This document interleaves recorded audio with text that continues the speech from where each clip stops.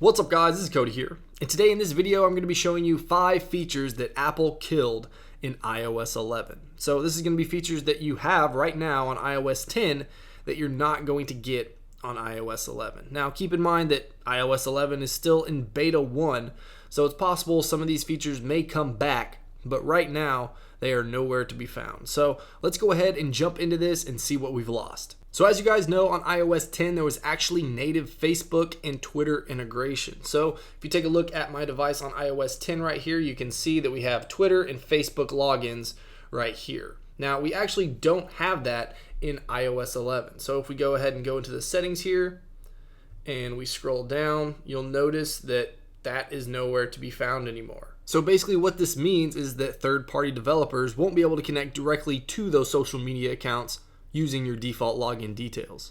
This was just kind of a nice to have in iOS 10. It's definitely not something that's going to really have a huge effect on how you use your device or anything like that. It's just one of those things that seems to have gotten scrapped in iOS 11. Now, the next thing that we have here is no more 32-bit app support.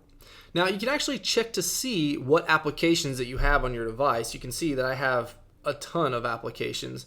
I have several pages of just pages and pages of applications. So you can see if we go into the settings app, you can actually check to see what applications you have on your device that aren't supported anymore in iOS 11. So you can tap on settings. Now this is something that you could have done and you can still do on iOS 10 as well, just to check to see what applications haven't been updated or aren't optimized for your current iOS. So if we go ahead and tap on general, and we tap on About and tap on Applications, you can see there are 3 applications right here that have not been updated.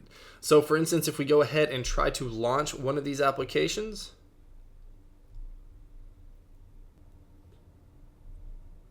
you can see that we get a pop-up here saying that Blur needs to be updated. The developer of this app needs to update to work with iOS 11. Now, this is kind of a bummer, a very big bummer, because Blur, this application right here, is a application that I used all the time to blur my wallpapers for my device. Now, I can't use that, and Blur hasn't been updated for a very, very long time. So you can't even download this application anymore. It's just something that I have in my purchased app, so I'm able to still download it. So unfortunately, unless the developer of Blur comes back and actually updates their application after years, then I'm not going to be able to use this application anymore on iOS 11, which is just a massive bummer because I use it all the time. So I encourage you guys to check out yourself what applications you have on your device that aren't working on iOS 11. Now, the next thing that we don't get in iOS 11 is an iCloud Drive app. So you can see right here again on iOS 10, I have my iCloud Drive app right there. And this has actually been replaced in iOS 11 with our new Files app. So I have this on several pages over here. But you can see if we go ahead and open that up, this is the new application in iOS 11 that's going to allow you to basically have somewhat of a file manager right here on your device, which is actually really, really nice. So this is actually a nice change and kind of more of an upgrade than a feature loss, I would think. Now the next one we lose here is definitely a bummer not to have. Hopefully this is something that we'll see in a later beta, because this is something that I used quite often myself. So here in the application store or the app store, there used to be a feature in iOS 10 that allowed you to basically clear all the cache on your device. And the way that you did that was you would go into your app store right here. So this is my iOS 10 device, and you would just tap on any of these tabs down here 10 times. Let's go ahead and try it. 1, 2, 3, 4, 5, 6, 7, 8, 9, 10. Yeah, so you can see that's how you actually clear the cache on your device. Now this was kind of a hidden feature in iOS 10 and previous iOSs, but you'll notice right here on iOS 11 you can't do that anymore. So even if we do it on the search button, 1, 2, 3, 4, 5, 6, 7, 8, 9, 10,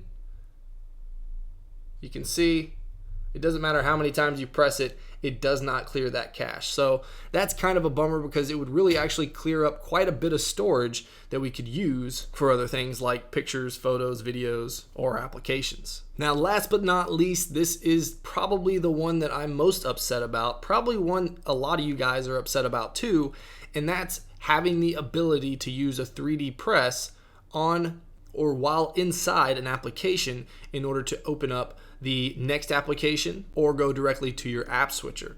So if we go ahead and open up Tweetbot here, you can see if I 3D press on the outside of the application, it's actually not giving me anything. It's not giving me the ability to swipe over to the next app, and it's not giving me the ability to actually go to the app switcher. So that's definitely a bummer. So if you actually don't know what I'm talking about, here it is in iOS 10. If I go ahead and press on this side, you can see it brings up the applications right there. So you can go directly into your app switcher, which is just a really nice thing to have rather than having to double press on the home button every single time. And you can see here that you can just literally press and swipe over and it goes to the application right there. So that's something that hopefully we're going to see in a next beta, because that would be a really sad feature to lose as well. So in my opinion, we got a lot of really cool features in iOS 11 and a lot that I'm really excited about and really happy that Apple implemented. But at the same time, taking away some of these really key features that I use on a daily basis that really doesn't have any other way to use this feature or access this feature is just really a bummer. So let me know in the comments below what you guys think about Apple getting rid of these features. Are there any features that I didn't cover in this video that you guys have noticed that I didn't notice? If you have, let me know in the comments below. Alright guys, hope you enjoyed the video, and if you did, make sure you hit that like button. I would really appreciate it. Of course, you guys want to stay up to date with everything Apple, jailbreak, tech, or anything else that I want to cover, make sure you hit that subscribe button, and I'll see you guys in the next video.